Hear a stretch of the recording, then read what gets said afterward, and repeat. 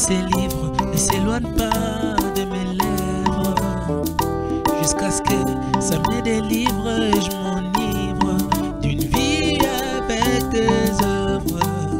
Je veux lire pour connaître mieux.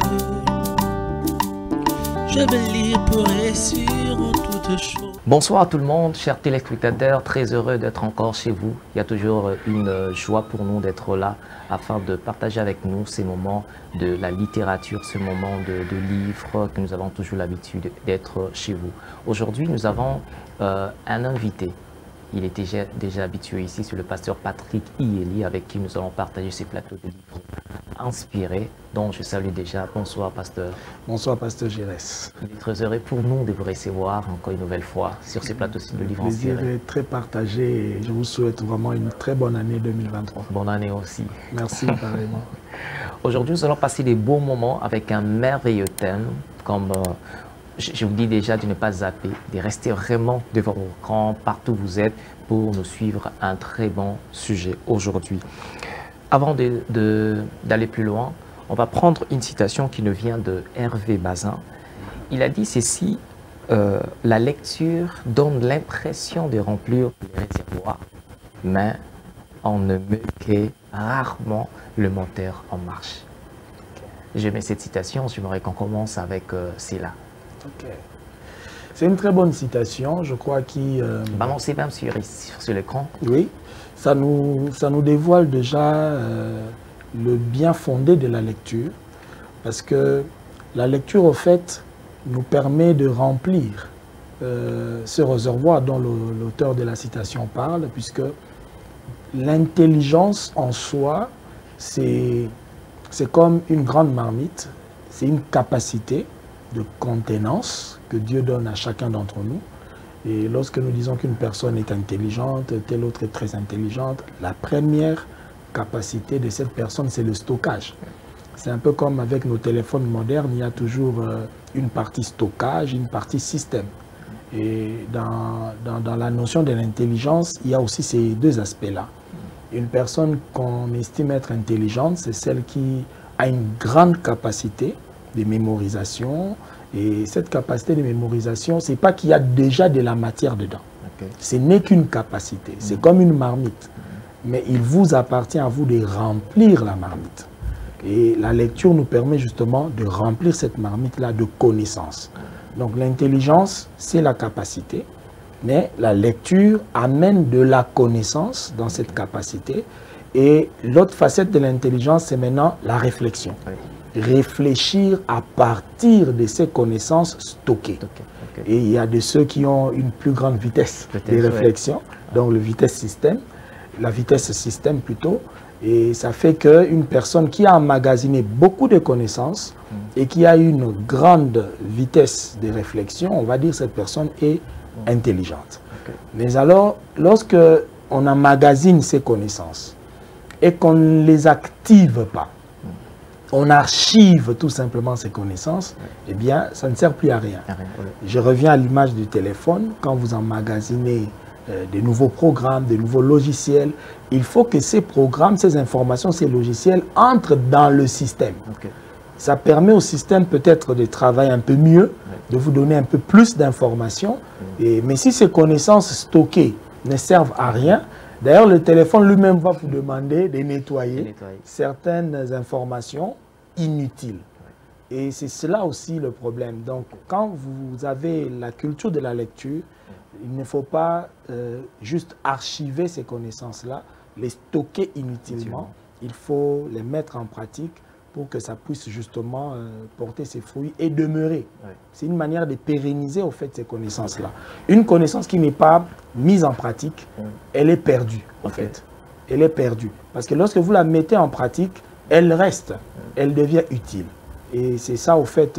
Est-ce que c'est aujourd'hui, est-ce qu'on peut dire qu'aujourd'hui c'est la cause de malheur de certains pays dont par exemple il y a beaucoup de têtes, mais dont on trouve que il n'y a pas tellement de développement, où on trouve que peut-être dans une vie, il est tellement intelligent, fait tel ce type, mais on arrive à comprendre que sa vie ne reflète pas vraiment à ce qu'elle a eu comme étude. N'allons même pas loin. Ouais. Prenons notre cas concret ici au Congo, en RDC. à Kinshasa. Lorsque vous avez un étudiant qui finit ses études, il a fait sa licence, il a un graduat, ainsi de suite, dans n'importe quel domaine, et que cette personne-là reste au chômage pendant une année, deux, il ne touche plus à ses notes, il ne lit plus ses syllabus. En 2-3 ans, il a tout perdu. Il ne s'y connaît plus. Tout ce qu'il a eu à apprendre là, ça ne sert plus à rien. Mais il a juste un diplôme. Il a un diplôme, il a un papier A4, hein, il faut préciser, en format A4 qu'on peut imprimer n'importe où. Donc, toutes les connaissances qu'il a eu emmagasinées lorsqu'il faisait des examens, des interros, tout est pratiquement perdu.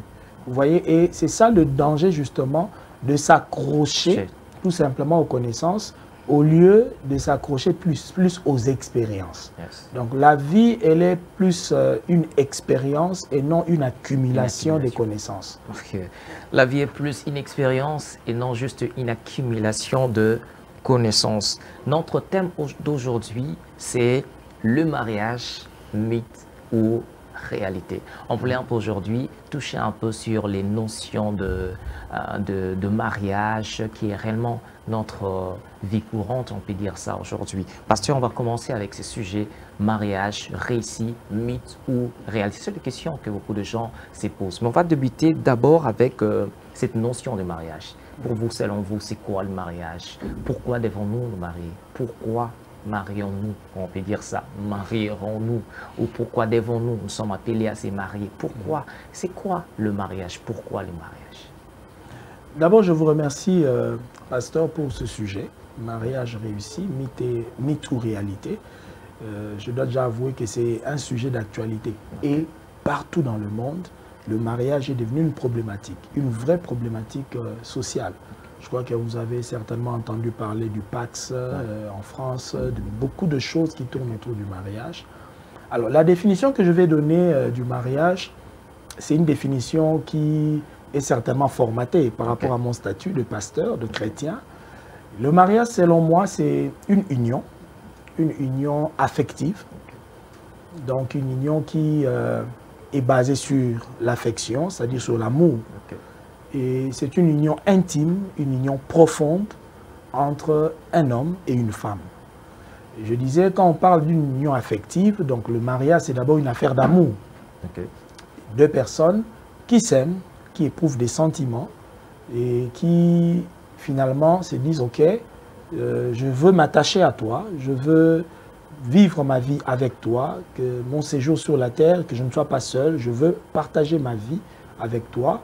Et on décide de partager même son intimité. Parce que dans le mariage, il y a ça. Il y a le partage de l'intimité.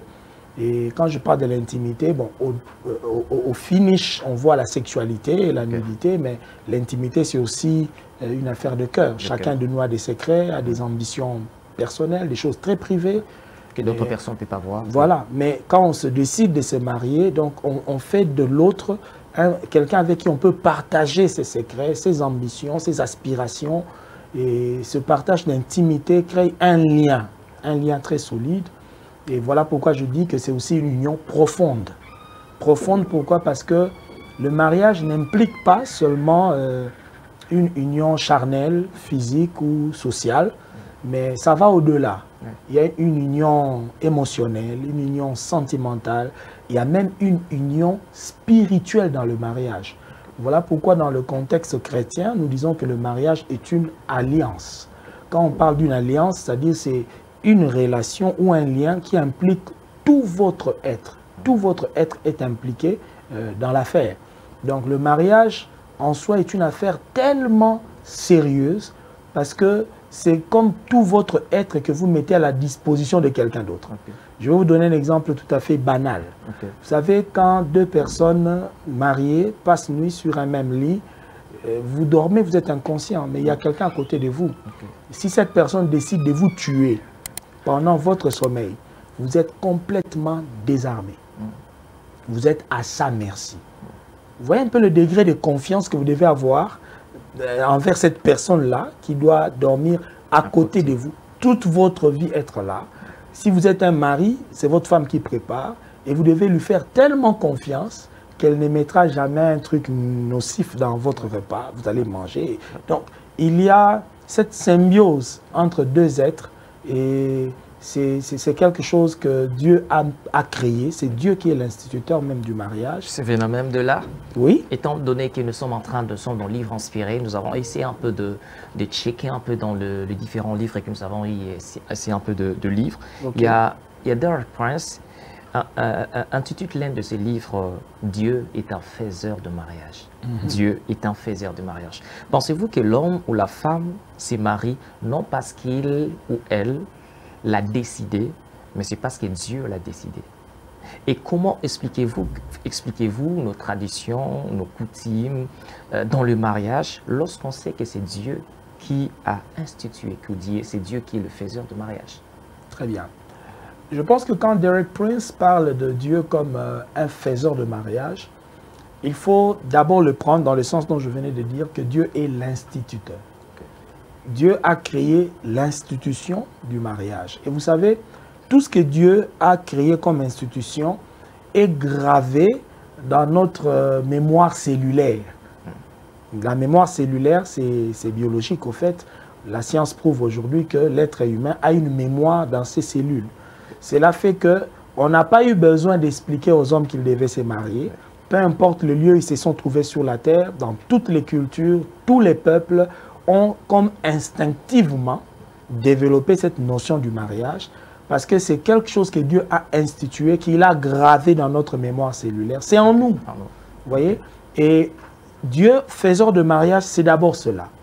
Il ne faudrait pas voir Dieu comme un manipulateur qui traiterait les hommes comme des marionnettes.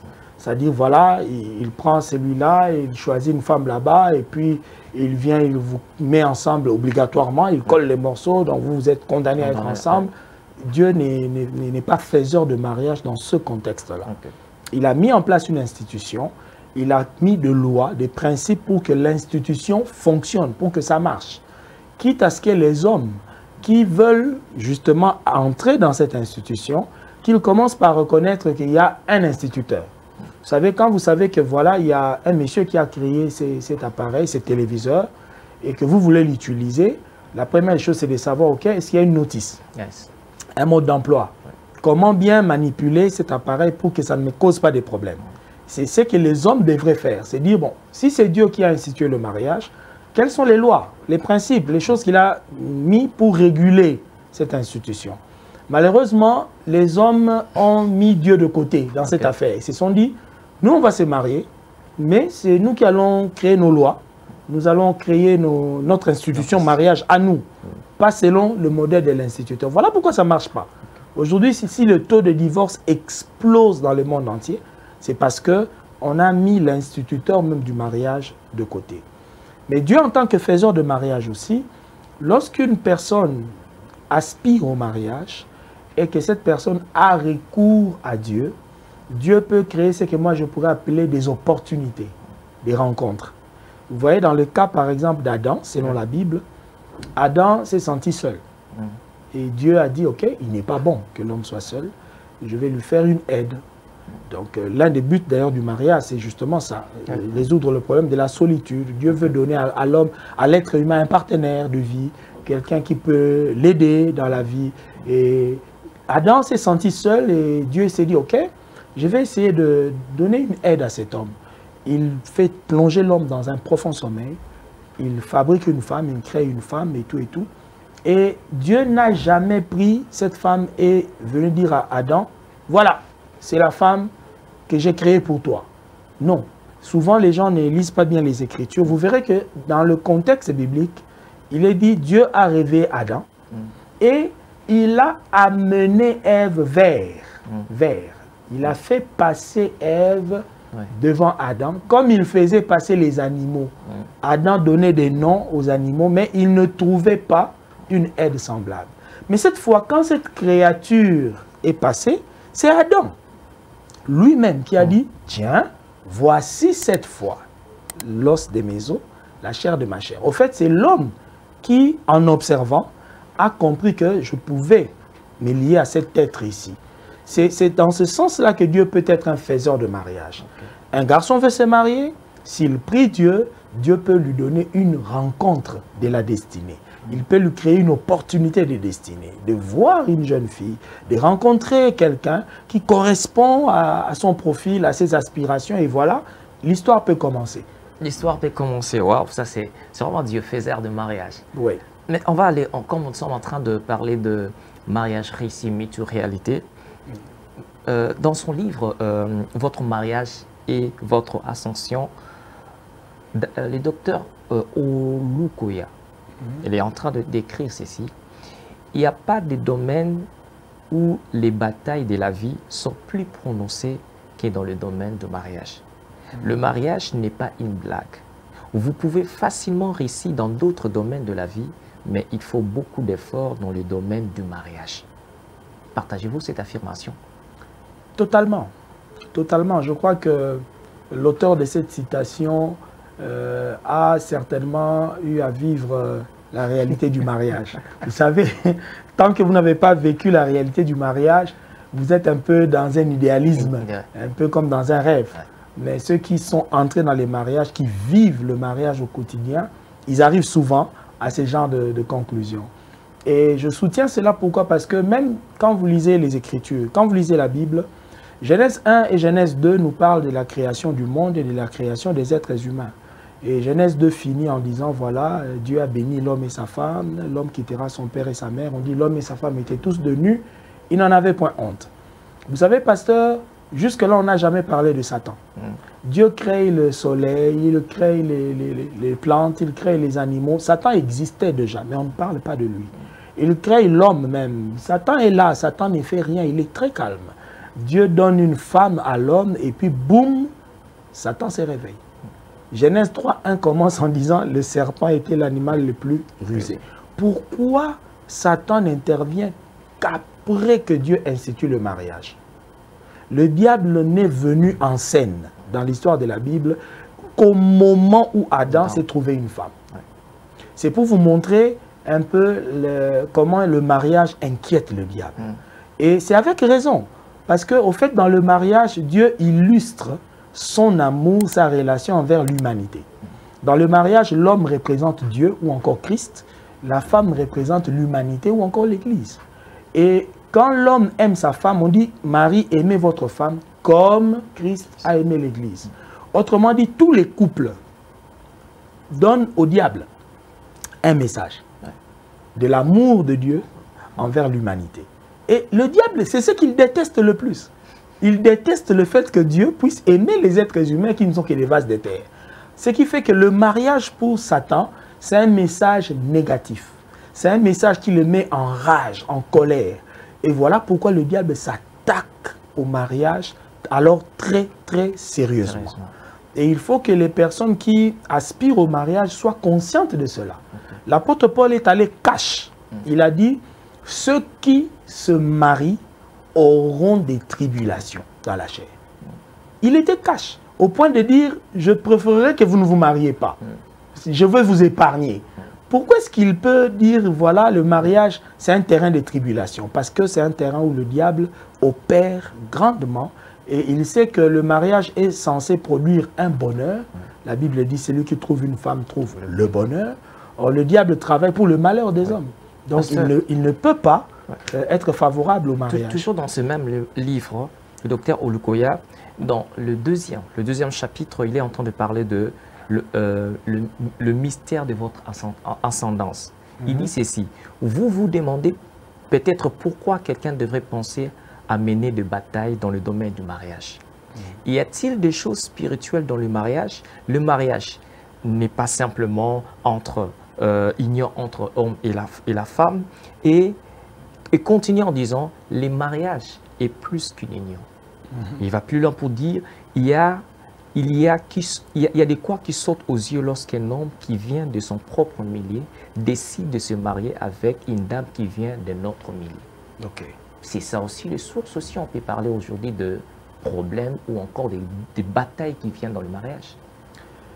Le docteur Olukoya, c'est quelqu'un qui a beaucoup travaillé dans le domaine de la délivrance, du combat spirituel. Il nous a beaucoup bénis avec ses livres, qui sont des livres pratiques, issus même de son expérience. Et c'est un Africain. Oui. Il a parlé du combat spirituel dans un contexte vraiment africain. Et chez nous, le mariage en Afrique, c'est un des moments clés où notre sorcellerie africaine agit. Et ça, on doit en être vraiment conscient. Et je crois que le docteur Olukuya, lorsqu'il parle des ascendances, il parle du sang, des origines. Et le mariage, c'est justement un mélange de sang. Je parlais tantôt du mariage comme une alliance. Et c'est une alliance, le mot alliance veut dire un mélange. Et dans le mariage, on mélange des sangs. Tel que je vous vois en tant que... Vous êtes pasteur, certes, mais le sang qui est en vous, ce n'est pas un sang venu du ciel. C'est un sang venu d'une lignée familiale. Vous l'avez hérité. Et le sang est un véhicule. Il y a des informations dans le sang, à la fois génétique, le phénotype et tout, on a vu ça. Mais il y a aussi des informations à caractère spirituel que nous avons héritées dans le sang. La Bible parle des vaines manières de vivre que nous avons héritées de nos pères. Il y a même des comportements humains que nous avons aujourd'hui qui sont d'une certaine manière inconscients. Vous voyez, ces comportements-là nous ont été transmis par le sang que nous avons. Et nous amenons ce sang-là sur la table du mariage et nous mélangeons. Donc la femme vient avec un arrière-plan familial, son éducation, ses démons, s'il faut dire ça comme ça, tout son background, tout est dans son sang, toutes ces informations-là est dans son... Et elle met ça ensemble avec l'homme. Alors si on ne fait pas un travail spirituel sérieux, vous êtes en train de créer un cocktail mortel qui peut exploser à un moment ou à un autre. C'est ce qui fait que dans certains couples, sur le plan spirituel, nous rencontrons des sérieux problèmes. Un homme qui a eu à vivre dans son passé avec beaucoup de filles, qui a eu un comportement un peu dépravé, qui s'est embarqué dans des histoires des femmes de nuit, et la femme aussi qui s'est embarquée dans des histoires des maris de nuit ou des maris esprits, eh bien, vous mariez un homme et une femme, mais en réalité, vous avez 4 individus qui vont dormir sur un même lit. Oui. Et le mari esprit de la femme est jaloux de l'homme, et la femme esprit de l'homme est jalouse de la femme, et il y a des guéguerres parfois dont on ne comprend même pas l'origine. Les gens se battent, ils s'entretuent, mais en réalité, ce sont les ascendances là, spirituelles qui sont en jeu, même dans le contexte du mariage. Vous savez, pasteur, avec tout ce que nous sommes en train de dire, je suis en train de voir quelqu'un déjà en train de me suivre, il se pose cette question. Alors, un mariage réussi est un mythe ou une réalité? Est-ce qu'on peut vivre un mariage erré ou c'est juste des illusions? Non, c'est possible. C'est possible de vivre un mariage heureux, mais non exempt de difficultés et de tribulations. Je voudrais vraiment que nous enlevions cette pensée idéaliste du mariage parfait. Le mariage parfait n'existe pas et je peux le prouver bibliquement. Selon ce que j'ai dit tantôt, Paul a dit, vous aurez des tribulations dans la chair. Et le mariage, il faut tout simplement d'abord avoir une bonne conception du mariage. Bien comprendre le mariage. Parce qu'aujourd'hui, par exemple, beaucoup de jeunes gens confondent les cérémonies de mariage et la vie du mariage. Vous voyez, la plupart des jeunes gens qui sont engagés, proposés, fiancés, ils se préoccupent des cérémonies de mariage. Comment on va réunir la dot, comment on va faire le mariage civil, remettre la dot, le coutumier, et puis la célébration, la bénédiction nuptiale à l'église. Mais tout ça, ce ne sont que des cérémonies de mariage. Mais la vie du mariage, c'est lorsque les cérémonies sont passées, on enlève le costume, le voile, on reste à deux et on commence à vivre au quotidien. C'est ça la vie du mariage. Mais est-ce que les gens sont vraiment préparés à ça? Et ce qui fait que quand on entre dans la vie du mariage, sans avoir été informé des réalités qu'on pourrait y rencontrer, eh bien, les écailles un peu tombent des yeux et ça devient douloureux. C'est comme si on se réveille d'un cauchemar, on se dit, tiens, je ne pensais pas que c'était comme ça. Je m'attendais à mieux. Et il y a beaucoup de gens qui sont déçus du mariage, je vous assure, très déçus. C'est pourquoi il y en a qui ont remis en cause l'importance ou la nécessité du mariage. Dans les sociétés occidentales au jour d'aujourd'hui, la majorité des gens mettent le mariage de côté. C'est dit, on peut vivre tout simplement ensemble. Et si ça va, ça va. Et le jour où ça n'ira pas, bon, on se lâche l'un et l'autre. On ne veut plus d'engagement. Parce que le mariage, c'est un engagement. Et on reste dans cet engagement, quoi qu'il arrive. On affronte les vents, les problèmes, mais on reste ensemble. dans cet engagement. Et ce n'est pas facile. C'est pas facile, pasteur. Avant que nous puissions aller encore très loin, nous sommes déjà en train de chuter. Je vous donne juste un petit communiqué. On va nous balancer juste une affiche dont nous sommes en train de... Toujours dans cet enseignement sur nous préparer déjà dans le mariage, on va donner cet enseignement ici à l'église Divin Potier, donc 23 erreurs courantes commises par le célibataire, le fiancé. Donc ce sont des erreurs courantes, parce qu'on parle de courant, ce sont réellement ce qui est quotidien et ce qui est générationnel, si je peux appeler ça comme ça, qui revient. Et comme nous sommes en train de parler avec le pasteur Patrick, nous devons se préparer pour le mariage. Donc nous allons balayer vraiment les 23 erreurs courantes commises. Il y en a tellement plusieurs, maintenant essayez juste comme en 2023, on aura aussi 23, donc on va... C'est bien pensé. Bien pensé. Pasteur, on sommes en train d'atterrir avec cette question, que faire pour vivre un mariage heureux? Que faire pour vivre un mariage réussi? Y a-t-il des étapes qui conduisent à ce mariage réussi? La question, elle doit avoir une réponse trop large. Oui. S'il faudrait qu'on donne en détail si on peut appeler ça les conditions, les éléments à réunir pour avoir un mariage heureux, il y a beaucoup d'éléments, il y a beaucoup d'ingrédients, comme qui dirait, pour avoir une bonne sauce de mariage. Néanmoins, le tout commence par la préparation. Et cette préparation ne doit pas se faire juste quand on se sent adulte et on veut arriver au mariage. C'est une préparation qui devrait vraiment se faire en amont, dans les familles, à la maison, les parents. Et il y a des notions de mariage qui entrent de manière un peu subconsciente.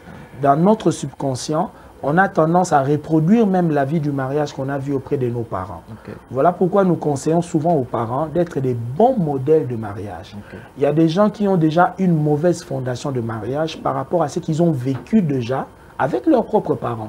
Ils n'ont pas vu leurs parents vivre un mariage heureux. Ils ont vu un papa qui était comme un tyran. Ils ont vu une maman qui était infidèle à papa. Et les filles ou les garçons grandissent avec ces mauvais modèles. Donc c'est déjà un fondement qui est mauvais. Donc il y a d'abord ça. Et la formation aussi éducative, scolaire. Je crois que nous ne sommes pas très bien préparés, même avec la formation scolaire ou académique. Il y a des cours qu'on avait jadis, l'éducation à la vie, quelque chose comme ça. Mais en soi, on ne nous prépare pas à la vie du mariage. On ne parle pas des choses liées au mariage, de telle sorte que les jeunes gens qui ont fini l'université, ils connaissent X carré moins Y carré, mais ils ne connaissent pas la vie concrète du mariage. Okay. Or, dans la vie de tous les jours, dans l'expérience de la vie, bon, Y carré moins Z carré, ça ne reviendra pas. Mais on sera confronté à une femme qui est loin d'être Y carré. Okay. Il faudra savoir comment résoudre cette équation qui est la femme. Donc je crois qu'au lieu de passer tout le temps à l'université à nous parler simplement des choses qui parfois ne sont pas vraiment concrètes comme ça dans l'expérience de la vie, on devrait intégrer dans notre système éducatif comme nos ancêtres le faisaient jadis, parce que dans nos traditions, il y avait des initiations pour jeunes filles, pour jeunes garçons. À 12, 13 ans déjà, on les initiait. Une jeune fille était initiée à son rôle de femme, la cuisine, faire le champ, entretenir un homme, être comme une ménagère à la maison. L'homme, on lui apprenait à construire une case, à faire la chasse, la pêche, à travailler la liane pour faire des vêtements, ainsi de suite. Et à 15 ans, ces garçons étaient des hommes, au fait, à 15 ans. Mais aujourd'hui, un jeune homme de 25 ans, c'est un garçon à la maison. Vous voyez, il n'est pas du tout préparé aux réalités de la vie, à l'expérience de la vie. Donc la préparation, selon moi, c'est la base. Et c'est dans cette préparation qu'on va apprendre les critères de choix, comment faire le bon choix, parce que c'est la base aussi d'un mariage réussi. Il faut bien faire son choix. Il y a des valeurs qu'il faut cultiver en amont. Parce que même chez nous, les chrétiens, quand on demande, par exemple, aux couples proposés, fiancés, on leur dit vivaient dans l'abstinence avant le mariage, bon, on trouve ça comme un calvaire. On se dit, tiens, mais c'est difficile. C'est quoi cette histoire de l'abstinence avant le mariage? En réalité, on cultive simplement une vertu. Parce que même dans le mariage, il y a des saisons d'abstinence imposées. Peut-être par un médecin, il dit non, bon, la grossesse elle est précieuse, monsieur, ne touchez pas madame. Et ça peut vous prendre 4, 5, 6 mois. Vous allez en voyage très loin de votre épouse et comment vous faites? Si vous n'avez pas appris l'abstinence en amont, vous ne l'apprendrez certainement pas une fois marié.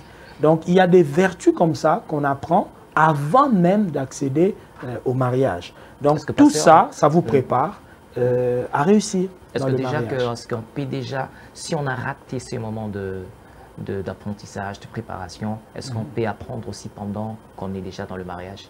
Si on est enseignable. Le problème dans la vie, c'est de rester toujours enseignable, c'est-à-dire d'être open à de nouvelles connaissances, d'avoir suffisamment d'humilité pour se dire, OK, je peux me remettre en cause. Lorsqu'une personne a cette capacité de se remettre toujours en cause, de se dire, bon, il se peut que je n'ai pas bien appréhendé la chose et que je peux changer, eh bien, c'est possible toujours de changer. Le changement, il est toujours possible, surtout avec l'aide de Dieu. On peut changer. On peut changer avec l'aide de Dieu. On va finir avec cette question, pasteur, parce que il y a déjà des gens qui sont tout près de divorcer, d'autres couples qui sont trop près de divorcer. Il y a une question, est-ce que possible de passer d'un mariage non heureux à un mariage réussi? Oui, c'est possible. C'est possible, bien que le divorce, ce n'est pas quelque chose de souhaitable. Mais il y a des mariages qui ont été tellement mal entamés qui ne peuvent que se solder par un échec. Parce que tout ce qui commence bien finit plutôt bien et ce qui commence mal a tendance à finir mal. Et Dieu, dans la parole, il hait le divorce. Mais ça va peut-être être une nuance. Dieu n'interdit pas le divorce, mais il a dit il hait la répudiation. Donc ce n'est pas dans le souhait de Dieu que les gens divorcent, mais parfois, c'est inévitable. Parfois, c'est inévitable. On peut dire peut-être que déjà le fait de les divorces est en soi un échec. Oui, c'est un échec. Le divorce est un échec et parfois dans la vie, il faut aussi savoir endosser ces échecs. Parce qu'il ne faut pas forcer les choses quand ça ne marche pas. Quand un moteur ne marche pas, ça ne tourne pas, comme l'auteur avait dit au commencement, il faut que le moteur marche. Si ça ne marche pas, ça ne tourne pas, après avoir tout essayé, vous avez mis de l'huile, ça ne marche pas, il faut arrêter. Sinon, un jour, ça peut exploser. Et il y a des crimes passionnels qui arrivent, il y a des femmes qui finissent par tuer leur mari, des maris qui tuent la femme, parce qu'on n'est pas heureux dans ce mariage-là. Et même en étant pasteur, parfois on est buté devant cette réalité. On se dit, tiens, on ne peut plus rien faire ici. Il vaudrait mieux que ces deux-là se séparent tout simplement. Et qu'est-ce que possible de sauver? Que faire pour sauver? Lorsque peut-être ils ne sont pas appelés à divorcer. Oui. Mais c'est donc peut-être le problème, et je pense qu'ils doivent divorcer. Peut-être le problème ne leur dit pas, ils ne les ont pas destinés à se séparer. Comment sauver? Possible. Vous savez, pasteur, dans le mariage, il n'y a pas de formule standard. Ouais. C'est ça, au fait, la réalité du mariage. Il n'y a pas de formule standard qui marche pour tout le monde. Il n'y en a pas. Et les problèmes du mariage doivent être traités au cas par cas.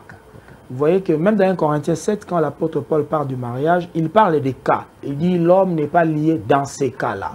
Il y a toujours des cas. Jésus dit que l'homme ne peut pas répudier sa femme, il dit sauf en cas de. Vous voyez, c'est toujours des cas. Donc il faut traiter les cas de manière isolée pour voir est-ce que ce cas-ci est récupérable. Ce cas-ci peut être résolu.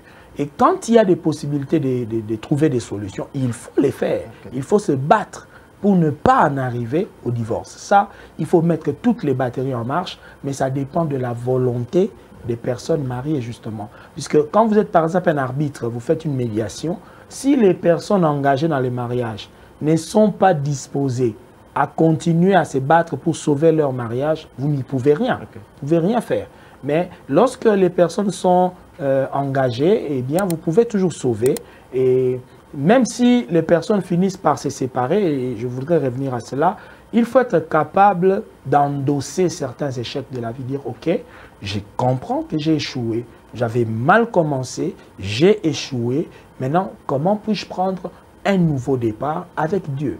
Voilà pourquoi il ne faut pas toujours coller aussi des étiquettes de honte, d'opprobre sur ceux qui ont échoué. Parce que si on peut échouer dans les études, on peut échouer professionnellement, on peut échouer aussi dans les mariages.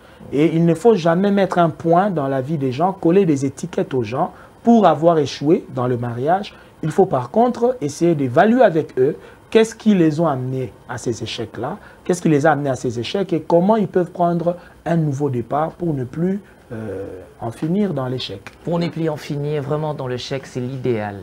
Il faut bien commencer. Nous avons par exemple écrit ce livre ici, Les choix s'imposent. Nous traitons un peu beaucoup de choses sur le domaine de choix, même aussi par exemple nous disons que on ne choisit pas tout dans la vie. Il y a une chose importante. On dit que moi j'ai choisi cet homme. Est-ce que Dieu t'a dit qu'il t'a choisi cet homme? Donc ce sont des questions, réellement on ne choisit pas tout dans la vie. Donc c'est un livre qui est déjà disponible, vous pouvez nous contacter pour en avoir. Il y a des dents nous parlons que vous savez, Dieu peut vous dire non à celui ou celle-là, mais parce que déjà que vous êtes amoureux, comme on dit souvent que la personne, parmi les personnes, n'est pas conseillée, c'est une personne amoureuse. Donc l'amour est aveugle. L'amour est aveugle. Et sourd. Et sourd. On ignore déjà qu'il y a des signaux que Dieu t'a dit que ce n'est pas une bonne personne. Donc vous trouverez beaucoup de choses ici dans ces livres. Le choix s'impose. Pasteur, nous sommes en train de finir votre mot de la fin par rapport à tout ce que nous avons eu à parler ici. Si vous pouvez dire à quelqu'un, mariage réussi, c'est une réalité. Je voudrais m'adresser directement à nos amis qui peut-être nous suivent en ligne ou qui vont suivre cette émission. Le mariage, c'est un cadre déterminé par Dieu pour que l'homme, l'être humain, soit heureux.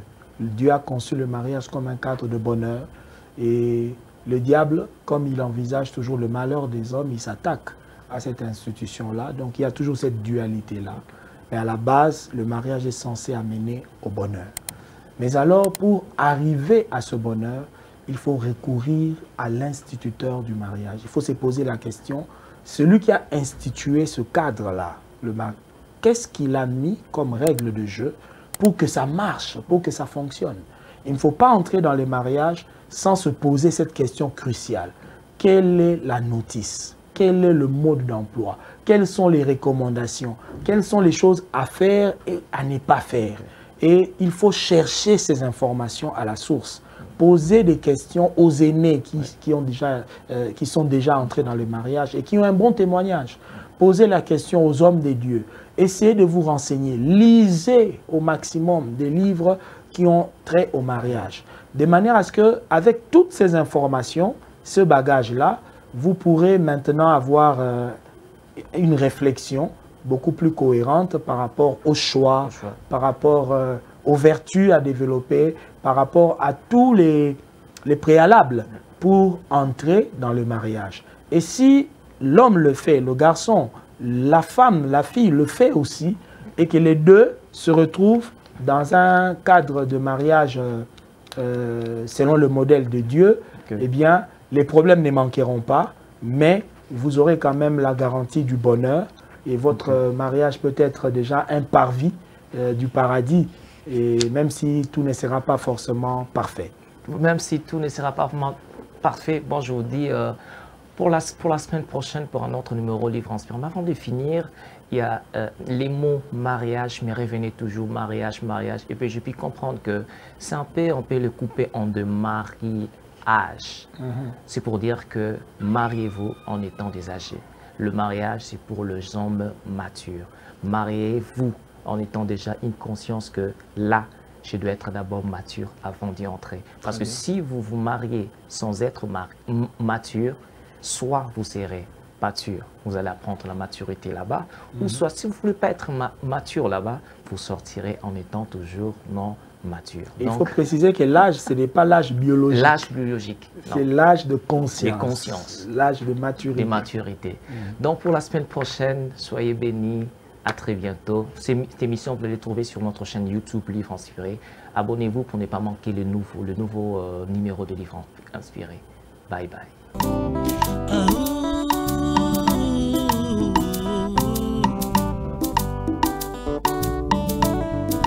Que ces livres ne s'éloignent pas de mes lèvres, jusqu'à ce que ça me délivre et je m'enivre d'une vie avec des œuvres. Je veux lire pour connaître mieux. Je veux lire